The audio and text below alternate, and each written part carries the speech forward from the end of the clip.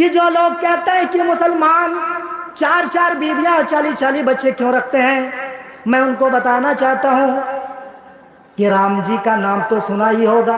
राम जी के पिता राजा दशरथ ने 3 औरतों के साथ शादी की थी। एक का नाम कैकेयी, दूसरे का नाम कौशल्या, तीसरे का नाम सुमित्रा। मेरे भाइयों, ये 3 बीवियां रखने वाले पर कोई एतराज नहीं करता है, मगर मुसलमान अगर एक ज्यादा रख ले तो इन पर एतराज करना शुरू कर देते हैं। वाह रे वाह, तेरा इंसाफ। चलो, हमने मान लिया कि ये तुम्हारे आइडियल और नमूना नहीं है, तुम इसको नहीं मानते हो। तुम्हारे राम जी ने एक शादी किया था, तुम इसीलिए एक शादी करते हो और इसका दावा करते हो। लेकिन उस कृष्ण जी का क्या करोगे जिन्होंने 16,108 औरतों से शादी की थी? और श्रीमद् भागवत महापुराण अध्याय नंबर 58 और पेज नंबर 501, 502, 503 उठाकर देख लीजिए। जितनी बीबियां थी, हर बीबियों के 10-10 बच्चे थे कृष्ण जी के। अगर आपको मेरे बातों पे शक और शुबा है तो जाओ, अभी मैंने सारा एविडेंस और रेफरेंस दे दिया, उठाकर देख लो। और डायरी भी मैं लेकर आया हूं आज, अगर किसी को एतराज है तो पूछ सकता है। बहरहाल मेरे भाइयों, आप दुनिया के अंदर देखिए, औरतों की तादाद दिन ब दिन बढ़ती जा रही है।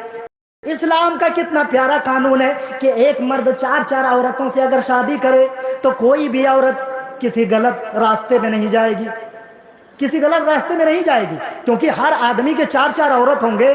तो अगर वो कहीं डोरे डालने की कोशिश करेगा, चारों बीबी मिलके उसको कूटेगी, चारों बीबी मिलके उसको जो है ना सबक सिखाएगी। लेकिन एक बीबी के होने की वजह से आज जो है ना सास जो है दामाद के साथ भाग रही है, तो कहीं पे किसी की बहन के साथ भाग रहा है, तो कोई किसी की बीवी के साथ, तो कोई किसी के। अभी सोशल मीडिया प्लेटफॉर्म पे मैं एक्टिव रहता हूं, मुझे मालूम है और आपको भी मालूम है, यही चल रहा है, यही चल रहा है। कोई किसी के साथ भाग रही है, कोई किसी के साथ भाग रहा है। ये फितना कहां से आया जानते हो? सुनो, पूरी दुनिया के अंदर औरतों की तादाद ज्यादा हो गई है और मर्द कम है, और एक्सीडेंट में मर जाते हैं, कभी बीमारी में मर जाते हैं, कभी मजदूरी करते करते मर जाते हैं। ऐसा हो रहा है, तो मर्दों की तादाद जो कम हो रही है, इस्लाम का ये कानून है, फनकिहू मा ताबा लकुम मसना व सुलासा व रुबा। तुम 1-1, 2-2, 3-3, 4-4 शादियां कर सकते हो। फ़इन खिफ्तुम अल्ला तादिलू, अगर तुम्हें डर है इस बात का कि मैं इन 4 बीबियों में इंसाफ नहीं कर सकता हूं, फवाहिद, तो तुम्हारे लिए एक ही काफी है। और मैं एक पॉइंट की बात, कुरान मजीद को समझ कर पढ़ो मेरे भाइयों। पूरी दुनिया के अंदर सिर्फ इस्लाम ही एक ऐसा वाहिद मजहब है जो एक औरत से निकाह करने का हुक्म और मशवरा देता है। वरना आप देख लो, मैंने श्रीमद् भागवत महापुराण का हवाला दिया, 16,108 औरतों से निकाह कर रहा है, 16,108। और सुनिए, यही लोग है ना कहते हैं कि मुसलमान, इस्लाम अगर अच्छा धर्म है तो मुसलमान अपनी बहनों के साथ निकाह क्यों करता है? यही कृष्ण जी है। Shrimad Bhagavat Mahapuran page number 501, 502, 503, code number 27, Gita press Gorakhpur से छपी है। इसके अंदर लिखा है कि श्री कृष्ण जी श्रुतिकृत अपनी फूफी की बेटी भद्रा के साथ निकाह किया। अब बोलो कि फूफी की बेटी कौन हुई? बहन हुई, और बहन के साथ श्री कृष्ण जी का शादी हो रहा है, निकाह हो रहा है। अब मुझे बताओ कि हिंदू धर्म के अंदर बहन के साथ निकाह है कि नहीं है? अगर कहोगे कि नहीं तो फिर इस किताब को जला दो, इस किताब को जला दो। राधा के साथ प्यार और मोहब्बत का नाटक चलता है, मगर रुक्मणी को लेके भाग जाता है। ये वो तरीका है इनके यहाँ। बहरहाल हमें इससे कोई आपत्ति नहीं है। तुमने आईना दिखाने की कोशिश की, इसीलिए मैं आईना दिखा रहा हूँ, मुझ पर कोई एतराज मत करना मेरे भाइयों।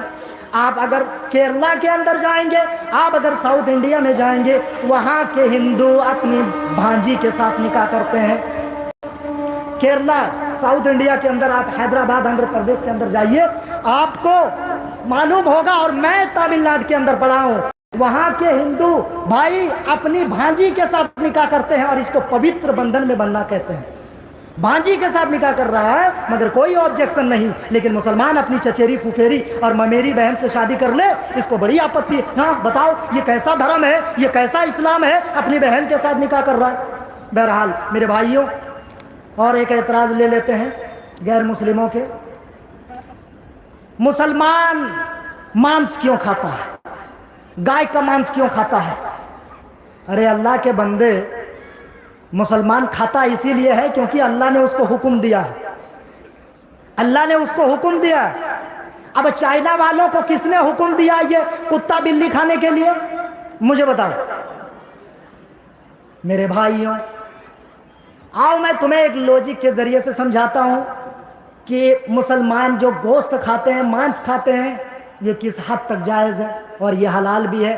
अल्लाह का हुक्म है, इन्ना आतैना कल कौसर फसल्लि लिरब्बिका वनहर इन्न शानियका हुवल अबतर, कि ऐ मेरे बंदे, मैंने तुम्हें हौज कौसर अता किया और तुम रब के नाम से नमाज पढ़ो और कुर्बानी करो। अल्लाह का हुक्म है, इसीलिए हम इसको बजा लाते हैं। मेरे भाइयों, जो लोग कहते हैं कि जानवरों को खाना जीव हत्या है, मैं उनसे पूछना चाहता हूं कि जब तुम थूकते हो तो तुम्हारी इस थूक, इस एसिड के वजह से न जाने कितने जर्रात मर जाते हैं, न जाने कितने छोटे छोटे जीव मर जाते हैं। मुझे बताओ, क्या ये जीव हत्या नहीं है?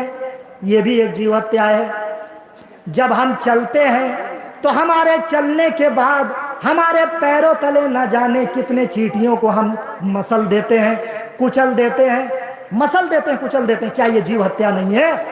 कहते नहीं नहीं भैया, मांस खाने से ना आदमी दरिंदा हो जाता है। अच्छा, ये बात है। तो हिटलर ने तो कभी अपनी जिंदगी में मांस नहीं खाया था, फिर उससे बड़ा दरिंदा इस दुनिया में और कौन होगा जिन्होंने 61 लाख यहूदियों को जिंदा जला दिया था? मुझे बताओ, अगर आदमी मांस खाने से दरिंदा हो जाता है तो हिटलर ने तो कभी जिंदगी में मांस नहीं खाया था, फिर उन्होंने 61 लाख यहूदियों को कैसे जिंदा जला दिया? बताओ ना। अगर गोश्त खाना पाप है, अगर मांस खाना जीव हत्या है, तो मुझे बताओ, जब तुम बीमार होते हो, तुम्हारे रगों में बैक्टीरिया पैदा हो जाता है, वायरस पैदा हो जाता है, डॉक्टर के पास इंजेक्शन लगवाते हो, जहर लगवाते हो, दवा खाते हो। अच्छा ये बताओ कि अगर गोश्त खाना पाप है तो अल्लाह तबारक व तआला ने मछलियों को क्यों पैदा किया? ये मछली जो होते हैं ना, बड़े मछली, ये छोटे मछलियों को खा जाते हैं और खा करके जीवित रहते हैं, खा करके जीवित रहते हैं। कितनी ताज्जुब की बात है। अगर ये गोश्त खाना पाप है तो इन चीता और शेर और लोमड़ियों को अल्लाह ने क्यों पैदा किया, जो छोटे जानवरों को, मासूम जानवरों को खा जाते हैं, मार देते हैं, चीर देते हैं, फाड़ देते हैं। अगर तुम कहते हो कि गोश्त खाना पाप है तो फिर तुम्हारे एतबार से तो अल्लाह को ये दरिंदे पैदा ही नहीं करना चाहिए। दूसरी बात, अल्लाह ने हमें दांत दिया, अल्लाह ने हमें पाचन तंत्र बनाया और ऐसा पाचन तंत्र बनाया कि अगर कोई इंसान अगर मांस भी खाए, साग सब्जी भी खाए, खानों को डाइजेस्ट कर सकता है। लेकिन अगर आप चीता या किसी लोमड़ी को, किसी शेर को अगर आप घास खिलाओगे, वो कभी भी हजम नहीं कर सकता है। क्यों?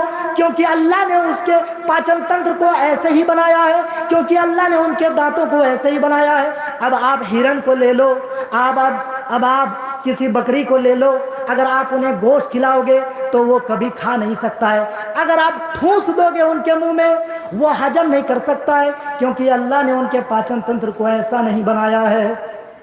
क्योंकि उनके पाचन तंत्र को अल्लाह ने इसी तरीके से बनाया है कि वो गोश्त नहीं खा सकती है। मगर इंसान एक ऐसा प्राणी है जो मांस भी खाता है, गोश्त भी खाता है, साग सब्जी भी खाता है, दोनों को डाइजेस्ट कर लेता है।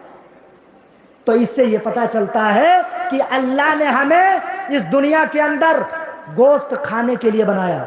और बहुत तुम कहते हो ना कि मुसलमान गाय का मांस खाता है। अरे गाय का अगर माँ है तो हम माँ से प्यार करते हैं, इसका व्यापार नहीं करते हैं। गाय को खाना अगर जुर्म है तो मुसलमानों के पास किसी भी गाय को बेचना भी जुर्म है। और इससे बड़ा पापी वो इंसान है जो हमारे हिंदुस्तान के अंदर 10-10 कंपनियों को लाइसेंस दे रही है।